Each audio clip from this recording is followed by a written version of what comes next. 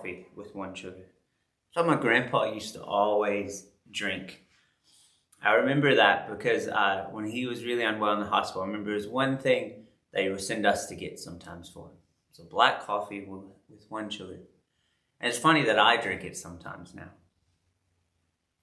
And it makes me think about other things my grandpa did that I thought was strange.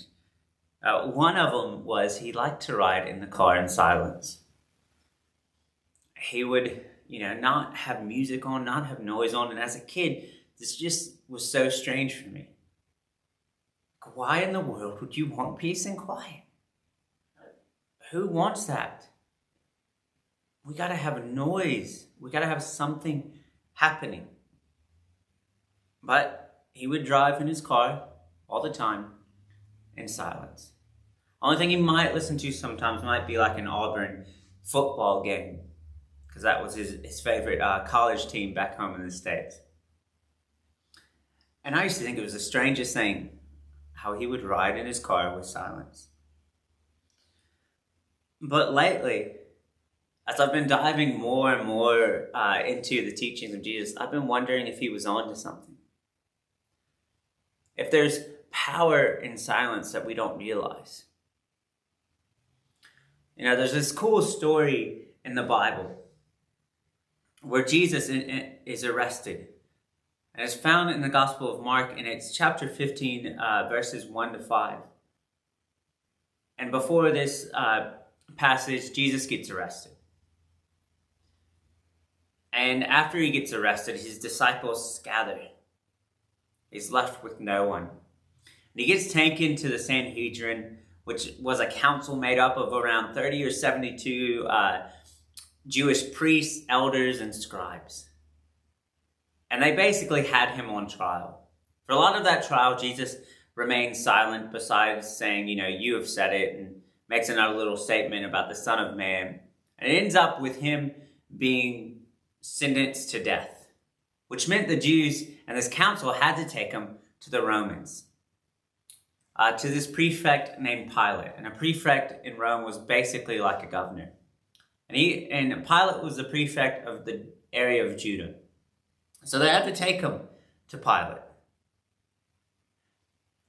But before they do, in the Gospel of Mark, they strip him of his clothes. So he's now nudie in front of this big council of men. Not only that, they spit on him. And then they get a cloth and cover his face. And they start punching him, mocking him, saying, "Prophesy to us, which one of us hit you?" And after you read about all of this, you get to Mark chapter 15. And in the early part of that chapter, in verses 1 to 5, there's an interesting story that happens. So this council, after they've done all this, bounds him up, takes him to Pilate. When they get to Pilate, Pilate asks Jesus, "Are you the king of the Jews?" And Jesus kind of goes, "Well, you have said so." And this angers the council and the Jews and the priests, the chief priests that were there. And they started coming out with all these claims that he's done. Probably bringing up every miracle Jesus has done on the Sabbath, or that his disciples ate on the Sabbath. All these things, just coming out with all these accusations. And Jesus is quiet. And Pilate turns to Jesus. And he's kind of like, "Do you hear all these charges they're making against you? Are you really going to stay silent? Do you have nothing to say? Are you not going to respond?" And in the scripture, it tells us that Jesus remained silent, and this amazed Pilate. And I think that's because there's power in silence. We don't realize it because there's so much happening in our world. There's so much noise going on all the time that we don't realize the power in silence. Now, too often we think if we want to make a great, profound statement, we need to make a good picket sign or a good Instagram post or a good blog post or a good YouTube video. That's how we'll make a good statement. That's how we'll change the world. But I sometimes wonder if we're missing the power in silence. Especially as Christians, are we missing the power of silence when it comes to prayer? Are we sitting silent with God? Instead of just coming with our request and saying everything and be like, right, I'm good, see you later. Are we sitting in silence with Him? Or in conversations with others, when there's those moments where, there's so much pain or happens to whatever it is, there's so much of an emotion that words can't describe it. Are we always trying to fill it in with words? Or can we sit in the silence with others in those profound moments?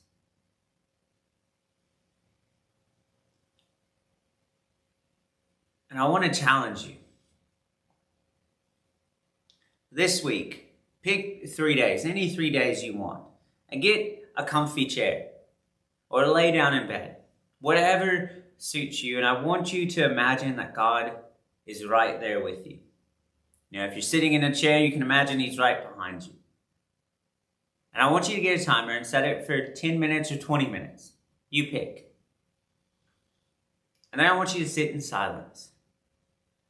Not have other noise going on around you. Not have music playing. Just silence.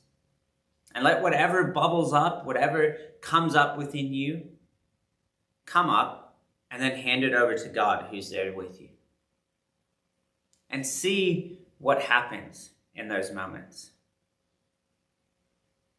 Because often when we learn that practice and we learn to be silent with God, we can't describe it, but we get done and things are just lighter. We feel lighter. We're able to hear and see what God's wanting us to do in our here and now. We're able to hold space for others and tap into those moments where there could be some profound silence, where silence can move and do something amazing.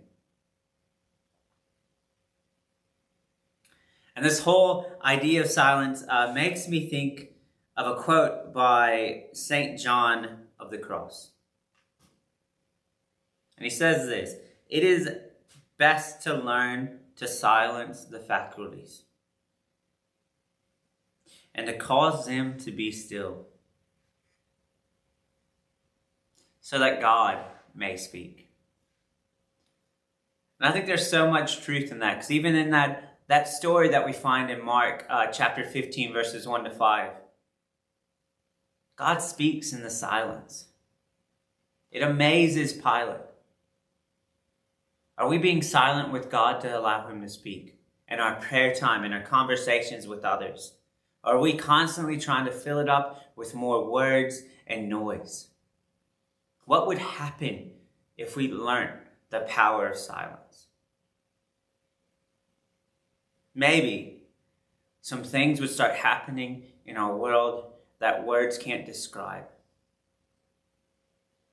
Maybe some of the changes that we long for as humans. To see a world that's not stuck in so much pain and hurt.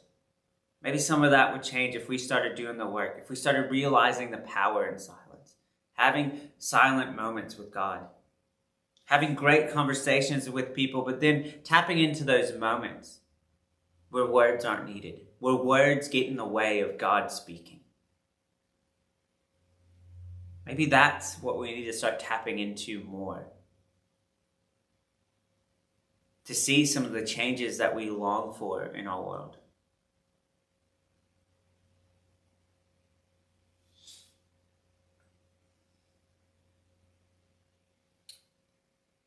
And who knows? Maybe through the silence, some incredible things can happen like we never imagined, because we're finally getting out of the way and allowing God to speak.